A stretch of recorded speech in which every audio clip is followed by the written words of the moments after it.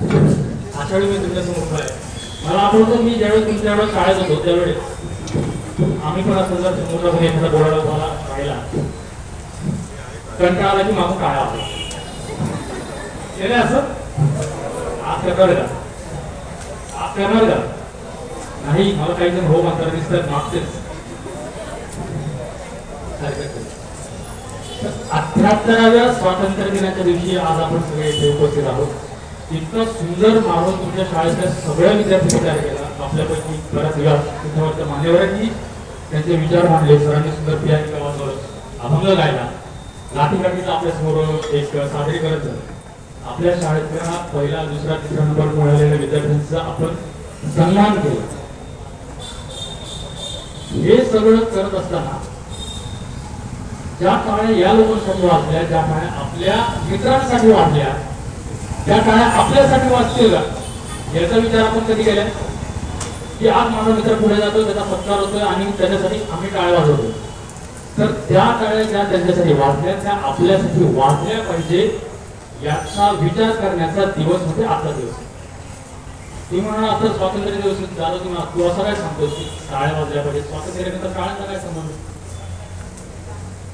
सगळ्यापासून आपण देशभक्ती पण गाणे ऐकतो कार्यक्रम घेतो. राष्ट्रभक्ती, देशभक्ती मोठमोठे शब्द आहेत.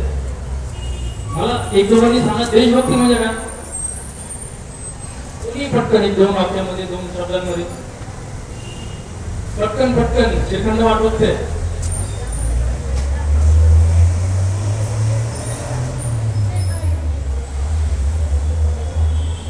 बोल.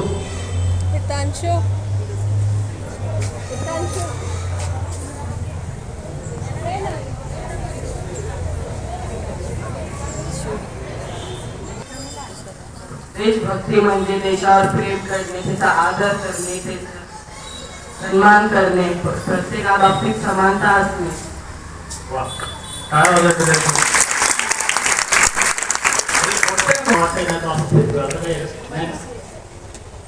देशभक्ती म्हणजे काय? प्रत्येकाचा आदर करणे, प्रत्येकाचा सन्मान करणं, प्रत्येकाचा समता असणे आपल्यामध्ये. अजून काय सांगते? हा आपला ध्वज काय आहे तो ध्वजाचा त्याला जाऊन मिठी मारली म्हणजे आपण देशभक्त झालो का? आपल्या स्वातंत्र्य चळवळीमध्ये असे अनेक लोक होऊन गेले की देशभक्तीच्या भावनेने एवढे प्रेरित झाले की त्यांनी आपल्या प्राणांची आहुती या स्वातंत्र्य यज्ञामध्ये दिली. मला एक नंदुरबारची गोष्ट आठवते. तुमच्या एवढाच एक 12-14 वर्षांचा मुलगा 1942 गोष्ट. हा मुलगा एक दिवस महात्मा गांधींचं आंदोलन सुरू असताना त्यांच्या शाळेमध्ये काही लोक आले आणि सांगितलं की आपल्याला ब्रिटिशांना हाकलून द्यायचं आणि त्यासाठी प्रभात फेरी काढायची. हा मुलगा आपल्या सगळ्या सहकार्यांना घेतो, त्यांच्यासोबत दिसतो आणि हातामध्ये झेंडा घेऊन भारताचा तिरंगा ध्वज घेऊन गावातून फिरतो आणि मोठमोठे घोषणा देतो, चले जाओ. 14 वर्षाच्या मुलाचं वय. त्यांचा मोर्चाचा कलेक्टर कचेरी बसायला नंदुरबारच्या आणि तिथल्या कलेक्टरच्या पोलिसांनी त्यांना अडवलं, तुम्ही पुढे झाला आणि तुमचा तो झेंडा खाली असताना तुम्ही तिरंगा कसा घेताय आणि तो झेंडा त्याच्या हातातून काढून देण्यासाठी म्हणून पोलिसांच्या जवळ गेला. त्याच्या मित्रांनी काय केलं, एक गोल बनवला आणि एखादा झेंडा दुसऱ्याकडून तिसऱ्याकडून चौथ्याकडे आणि पोलिसांच्या मागे काय करतो, गोल फिरतो झेंडा काढून देण्यासाठी. पोलिसांचं डोकं भडकलं की ही लहान मुलं आम्हाला चॅलेंज देतात, यांच्यामध्ये काय दाखवलं. आणि म्हणून सरते शेवटी एका पोलिसाने बंदूक काढली आणि त्यांच्यावर रोखली आणि त्या मुलाच्या काही वर्गमैत्रिणी त्यांच्यासमोर होत्या. तो मुलगा त्या मुलीच्या पुढे उभा झाला आणि बोलतो की मुलींवर काय धाडासारखं तुम्ही बंदूक चालवता, माझी छाती उघडे मला मारा. 15 वर्षाचा मुलगा आपल्याला चॅलेंज देतोय बघून त्या ब्रिटिश सैनिकाचं डोकं हल्लं, त्यांनी पुस्तकाचा चाप ओढला आणि सू करत गोळी त्या 15 वर्षाच्या मुलाच्या छातीत जाऊ लागली. मुलगा कोसळला. त्या मुलाचं नाव आहे शिरीष कुमार. ऐकलं नाव कधी? किती वेळ होतं त्याचं? 15 वर्ष. आपल्याच वेळेला ना 1-2 वर्ष पुढे मागे असेल. 15व्या वर्षी देशाच्या स्वातंत्र्यासाठी रक्त सांगणारी हजारो लाखो मुलं, क्रांतिकारक तरुण देशभक्त आपल्या आजूबाजूला जन्माला आले होते. याचा आपल्याला अभिमान असला पाहिजे. आपण खरं तर इतक्या सुंदर भूमीमध्ये राहतो, मला सांगायला तुम्हाला आनंद वाटतो, अभिमान वाटतो की आपण अशा माणसाच्या भूमीमध्ये राहतो ज्या माणसाच्या घरातले 3ही सख्खे भाऊ, किती?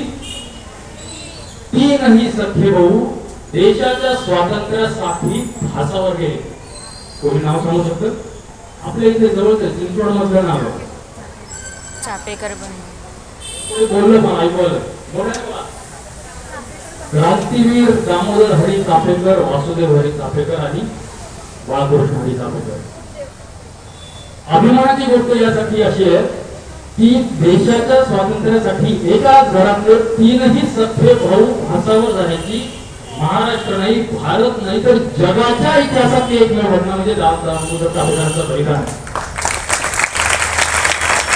अशा चापेकरांच्या पावन भूमीमध्ये आपण राहतो याचा आपल्याला अभिमान असलाच पाहिजे.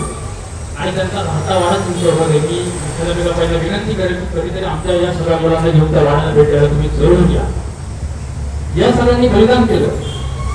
15 ऑगस्ट 1947 ला भारत स्वतंत्र झाला. ब्रिटिश निघून गेले.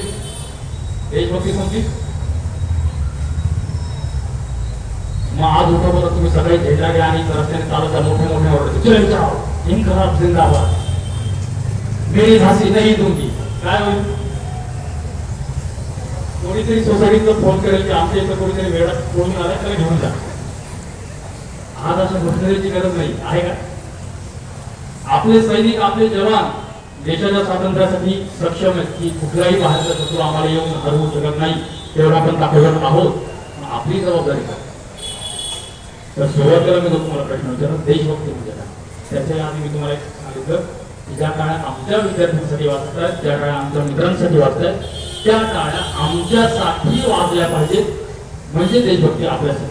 जोपर्यंत तुम्ही शाळेत आहात, जोपर्यंत तुम्ही कॉलेजमध्ये आहात, तोपर्यंत मी जो अभ्यास करतो, आमचे सर वगैरे आम्हाला नेहमी सांगायचे की ज्याने त्याने ज्याच्या त्याच्या काय म्हणतात त्याला डोमेनमध्ये, ज्याच्या त्याच्या क्षेत्रामध्ये शिवाजी बनायचं काम करा. सर संगीत शिकवलं तर सर संगीतामध्ये शिवाजी बनायचं काम करा.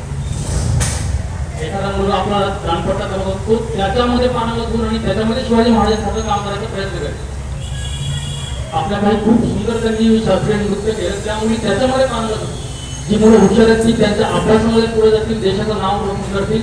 ते त्याच्यामध्ये त्या त्या क्षेत्रामध्ये आपापल्या क्षेत्रामध्ये श्री शिवाजी महाराज बनणं म्हणजे देशभक्ती. आणि दुसरी गोष्ट म्हणजे ते सगळं करण्यासाठी फार वेगळं करायची गरज लागत नाही. फक्त 2 लोकांचा ऐकावं लागतं. कोणाचा ऐकावं लागतं?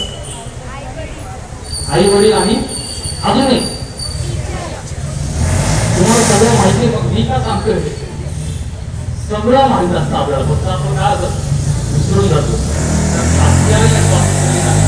आपल्या आई वडिलांचा आदर करा, आपण शिक्षकांचा आदर करा. आणि लक्षात ठेवा, हे लोक कधी तुमचं वाईट चिंतन नाही का? हो नाही. तर या सगळ्यांचं ऐकून आपापल्या क्षेत्रामध्ये आपण पुढे जाण्याचा प्रयत्न करूया. तुम्हाला सगळ्यांना शुभेच्छा देतो. एवढं तुम्ही शांतपणे माझं बोलणं ऐकलं याबद्दल तुमचे आभार मानतो. शाळेने मला इथे बोलवण्याची संधी दिली.